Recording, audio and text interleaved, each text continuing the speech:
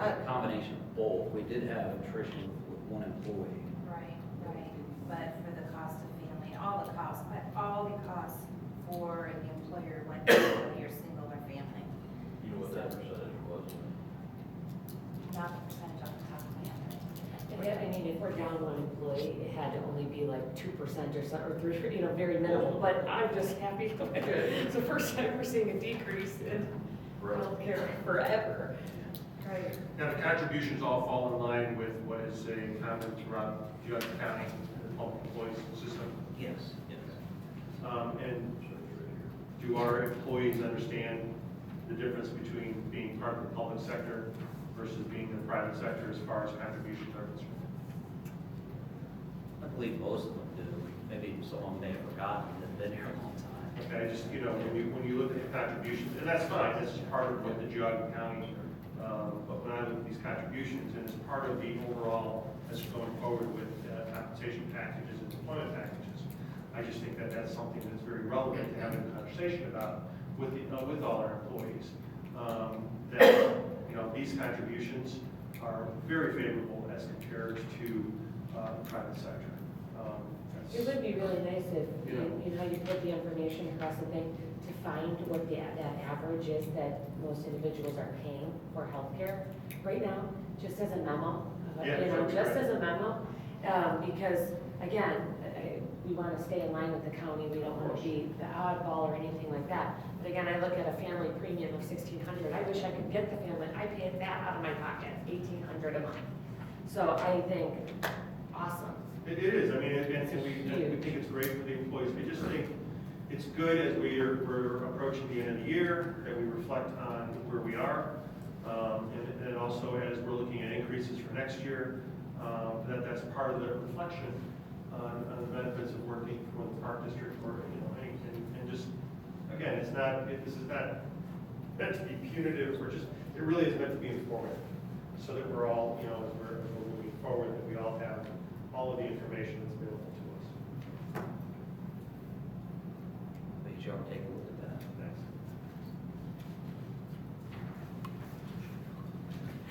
Any other questions, comments? We have a motion and a second to reciprocate with the county. Go ahead and call the vote. Mr. Law? Yes. Mrs. DeTore? Yes. And Mr. Bates? Yes. Next up is resolution number 2019-2020 contract with the Office of the Auditor of State for the Hinkle Report. At this time, we're requesting the Geauga County Park Board of Commissioners approve a contract with local government services of the Auditor of the State to review the annual Hinkle financial report. The report is submitted annually to the Auditor of State summarizing revenue and expenses. So moved. Second. So this is it's a very minimal cost. What's the difference? Is there a second audit that we go through, or what is the difference between the Hinkle and, I mean, I feel like we paid a significant more dollars last year to be audited last year. We're audited every other year, and it is, I think it's within $6,500 every other year that the state charges us for that audit. At the end of each year, we now have to submit what's called a Hinkle report, which is basically a financial statement for the year. That goes to the state, and then that's posted on their website. I believe it's a good idea to have a second set of eyes on this. Used to be able to get the auditor to take a look at this, but they've been so overwhelmed that last year I could not get anybody out of that office. So with the state, local government, they know the language, they know what they're looking for. It gives us an edge. Well, I just knew that, like, wow, that's a lot cheaper than we normally pay. It's just a summary of it. Right. And given we're on our own separate political subdivision, it's nice to have another, as Gloria said, a third party. It's always good to end any financial period with a clean opinion. Yeah. Chris. All right, go ahead and call the vote. Approve that contract. Mrs. DeTore? Yes. Mr. Bates? Yes. And Mr. Law? All right. Planning and operations update. Thankfully, with that white stuff out there, everything's complete. Yeah. We've got some in-house construction going on here at Big Creek Park, but, you know, a lot of our below grade and below ground work is done. We've got some footers poured for a little camping cabin that we're doing. The guys will be able to continue to work despite the early snowstorm, so all other projects listed there are complete. If you get a chance, check out the new lodge down at Deep Woods. Yeah, it came out really nice. It's a beautiful facility. Anything else to add? No, that's about it, just trying to get things buttoned up before the winter.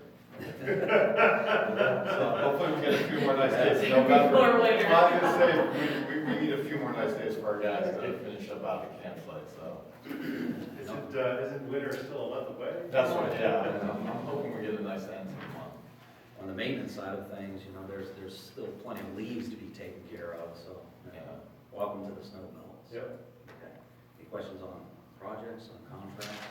No, we were, throwing those, looks great. I mean, everything, all our projects, I got a lot of compliments on a number of the different projects that we've done, so really nice job. Thank you. Thank you.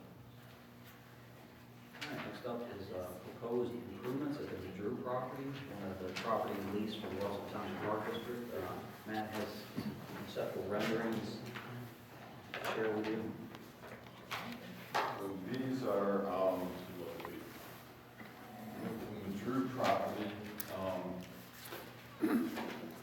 Russell Township Park Board and Western Reserve Land Conservancy had done some master planning prior to us taking over the management of the Drew.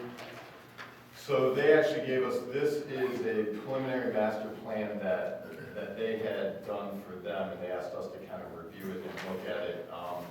So you can see we kind of overlaid it. We made some comments, and if you flip to the second sheet, most of the comments related to, they want to do a kind of 5-car little aggregate parking area. Most of what we recommended was just for functionality.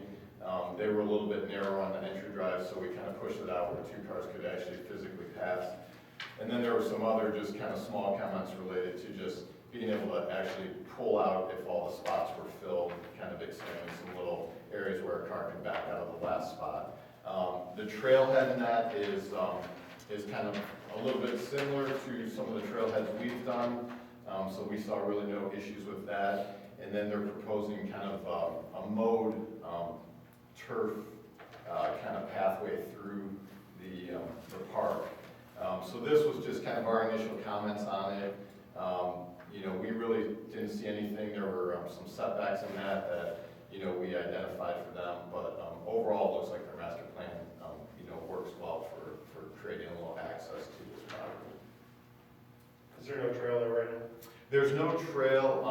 What they've asked is we would come in with our natural resource management staff and kind of mow that trail, and then periodically come through and kind of keep it mowed. From what I understand, the actual improvements for the parking and the drive would be through some previous agreements, I guess, with Western Reserve, that they would be doing those. So you're not talking about an aggregate trail, you're just talking about Just a mowed kind of trail through the meadow.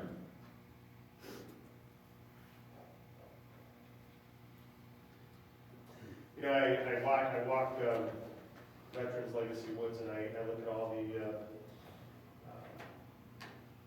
I look at the trails, and I walk the trails, and I see that there needs to be a little bit of management on those.